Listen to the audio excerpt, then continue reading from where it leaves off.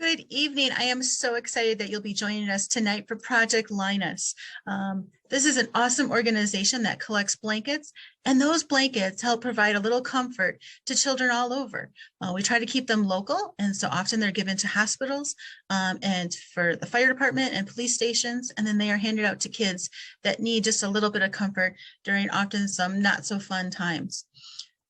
Some of the project Linus blankets for Sheboygan County come in and they go to places like Head Start, Mary's Room, and Bridgeway House. It's a pretty cool organization that we can provide comfort and just a little bit of love to kids who are going maybe through some tough times. And they definitely need blankets all year long. So to get started with your blanket, as you see, the blankets have been laid out on tables for you. So if you were to do this at home, just make sure you're working on a clean surface. All of the blankets have been prepped. There's usually a little curly section on each of the blankets, and that has already been cut off for you. Make sure that those two pieces line up perfectly on top of each other. So there should be one that's got a big picture or pattern, and then the other side is usually a plain colored fleece. The next step then is to cut at the corners, and for the ones in front of you, I have already completed that. So there's just a square that has been cut out. And next is going to be cutting of the fringes. As you see in the photo there, there's little fringes. Your blankets have little lines, so just cut on those lines and make sure you keep those two pieces of fabric together. The next step would then be to make a double knot. So it's kind of like you're tying your shoes. So you'd make one knot and then you'd make another knot. We'd love for that bottom piece of fleece to then come up when you make the knot.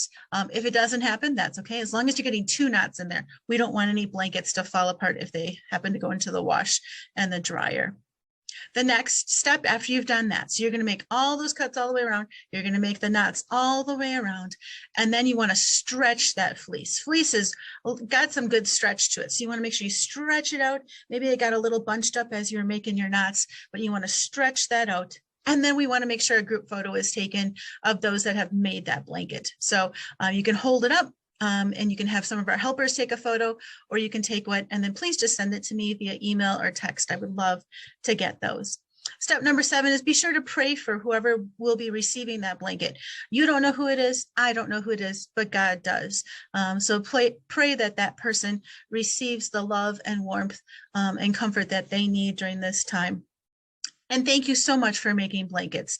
This is a huge project that has a deep place in my heart, and I hope that you've enjoyed. If your family would like to make blankets, they are being collected all year round. You can just pick up a kit at Joann Fabrics and then get the completed blanket to me. I will make sure that those at Project Linus receive them, and then they get distributed immediately. So have fun making blankets. Please be safe with those scissors. Have a great night.